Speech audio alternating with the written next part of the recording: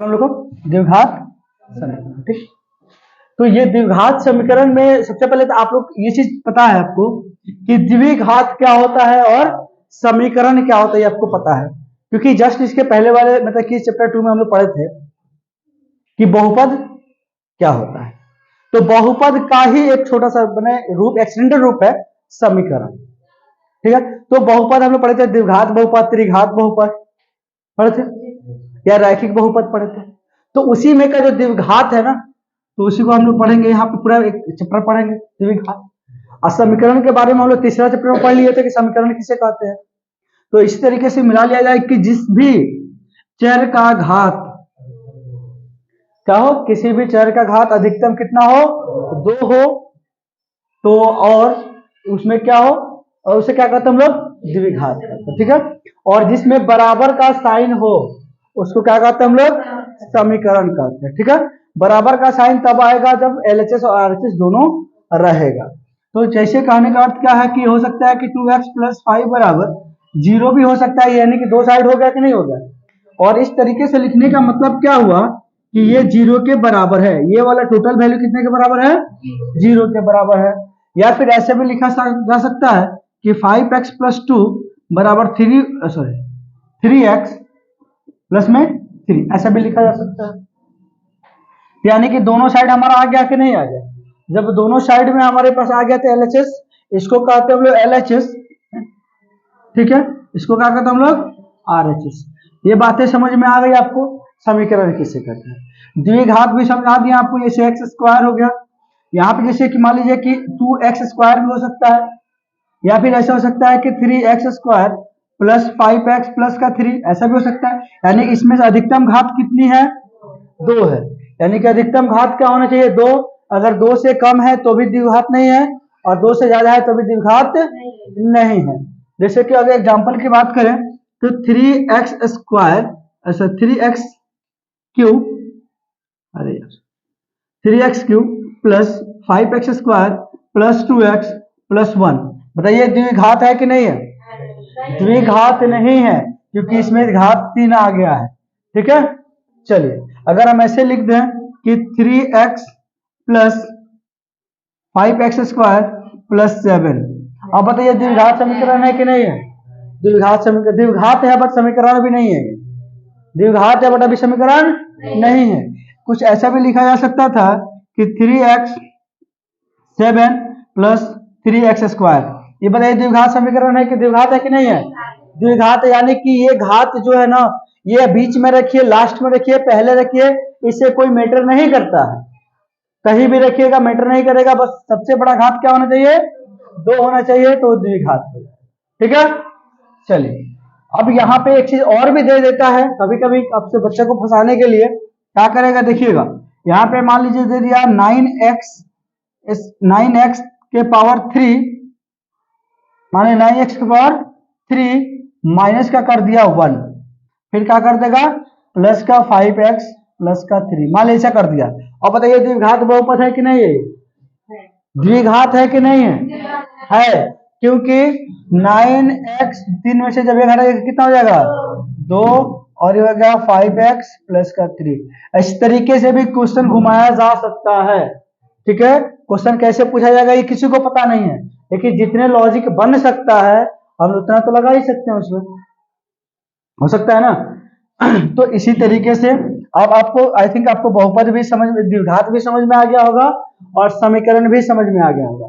तो आप लोग ये बताइएगा कि अगर हम लिख दें मान लीजिए कि 3x का पावर 2 + 5x + 9, ये बताइए द्विघात समीकरण है कि नहीं है, नहीं है, द्विघात है लेकिन समीकरण नहीं है, द्विघात है लेकिन समीकरण नहीं है। क्यों नहीं है, क्योंकि यहाँ पे क्या लगाना है हम लोग को, 0 का वैल्यू, यानी कि 0 बराबर क्या हो सकता है, 0 हो सकता है, या बराबर में कुछ भी हो जाएगा, लेकिन कि जब तक बराबर नहीं आएगा तब तक समीकरण नहीं होगा। क्लियर है, जैसे ऐसे भी हो सकता है कि 3x का पावर 2 बराबर 5x - का 9, हो सकता है कि नहीं हो सकता है, ये बताइए द्विघात है कि नहीं है, द्विघात है, बात समझ में आ रहा है। समीकरण भी है, क्या है, समीकरण भी है, द्विघात समीकरण भी है। अब यहाँ पे एक चीज और समझिएगा, हमने लिख दिया कि 2x² प्लस 5x, ठीक है, और उसके बाद क्या कर देंगे हम यहाँ पे हमने लिख दिया कि 2x² प्लस का 3। अब बताइए ये इसको द्विघात है कि नहीं है? नहीं है। क्यों नहीं है? क्योंकि ये इधर आएगा तो बराबर जाके कट जाएगा, कट जाएगा, क्या हो जाएगा? कट जाएगा। तो क्या बचेगा? यहाँ पे बच जाएगा 5x और यहाँ पे बच जाएगा 3। तो ये तो यहाँ पे हाईएस्ट पावर 1 हो गया, ये द्विघात नहीं होगा। ये इस तरीके का भी क्वेश्चन आपसे पूछा जा सकता है। या फिर एक और लॉजिक देख लीजिएगा, यहाँ पे कह देगा कि मान लीजिए 5x का पावर 3, क्या दे दिया? 5x का पावर 3, और यहाँ पे दे दिया 7x² प्लस का दे दिया 9। मान लीजिए बराबर पे क्या कर दिया?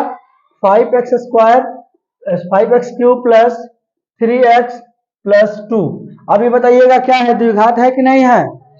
है, द्विघात है। क्यों है? क्योंकि देखिएगा ये 5x क्यों है, इधर पे प्लस में जरा के क्या कर देगा? माइनस कर देगा। तो कट गया कि नहीं कट गया? तो ये और ये कट जाएगा तो क्या बचेगा? x² वाला ही ना बचेगा, इसलिए ये द्विघात समीकरण है। बात समझ में है? तो आई होप कि द्विघात समीकरण के बारे में आप इतना जान गए कि आप क्वेश्चन को सॉल्व कर सकते हैं, ठीक है। अब बात आती है क्या कि द्विघात समीकरण कितने प्रकार का होता है? कितने प्रकार का होता है बताइए तो?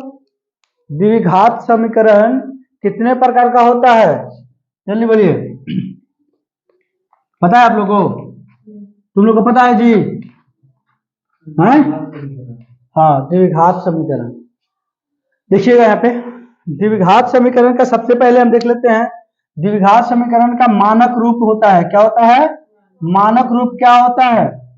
मानक रूप होता है ax² plus bx plus c बराबर क्या हो जाएगा? 0। ये इसका क्या है? मानक रूप है। किसका रूप मानक रूप है? द्विघात समीकरण का। किसका? द्विघात समीकरण का मानक रूप है। मतलब क्या है? यहाँ पे a है, जो भी x के साथ रहेगा a का वैल्यू होगा, जो भी x मतलब x² रहेगा a होगा, जो भी x के साथ रहेगा b का वैल्यू होगा, और बाकी तो c का वैल्यू होगा ही होगा। बात समझ में आ रहा है कि नहीं समझ में आ रही है? तो यहाँ पे एक चीज और शर्त आ जाती है कि a बराबर कभी 0 नहीं होना चाहिए। a बराबर कभी 0 नहीं होना चाहिए। क्यों नहीं होना चाहिए ये भी समझ लीजिए। क्योंकि अगर हम a के जगह पे 0 रख देंगे, आपको पता है कि 0 कितनी खतरनाक है कि किसी को मल्टीप्लाई कराइएगा तुरंत अपने रूप में ले लेगा। क्या कर लेगा? तुरंत अपने रूप में ले लेगा। जैसे देखिएगा 2 को अगर हम 0 से मल्टीप्लाई करेंगे क्या मिलेगा? 0। चाहे 2, 3, 5, 7, 9, 2 कुछ भी ले लीजिए, मल्टीप्लाई 0 बराबर क्या हो जाएगा?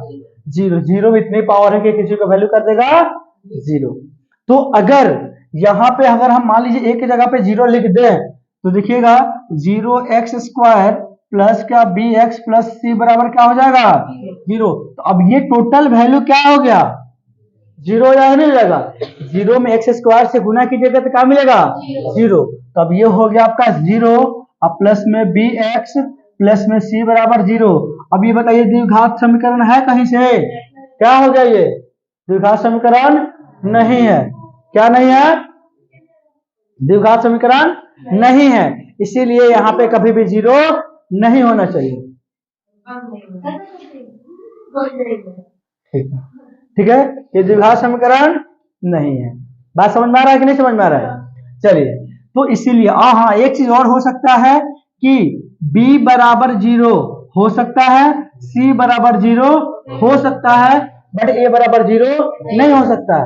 ये बात समझ में आया? लेकिन एक यहाँ पे बात आती है, ये मानक रूप आप लोग समझ गए कि नहीं समझ गए? तो मानक रूप समझ गए तो एक चीज और समझिएगा। अब हम लोग यहाँ पे करेंगे, हमारा जो द्विघात समीकरण होता है ये 2 प्रकार का होता है। कितने प्रकार का होता है? 2 प्रकार का। भाई कौन कौन? एक होता है शुद्ध। क्या होता है? शुद्ध। एक होता है अशुद्ध। अशुद्ध का ये कह सकते हैं या फिर कह सकते हैं मिश्रण। क्या होता है? मिश्रण होता है। ठीक है, मिश्रण कहो या शुद्ध कहो, बात में। अब यहाँ पे मिश्रण का मतलब क्या बताते मैंने? मिला हुआ। अशुद्ध का मतलब केवल वो सिंपल रहेगा, मिला हुआ नहीं रहेगा।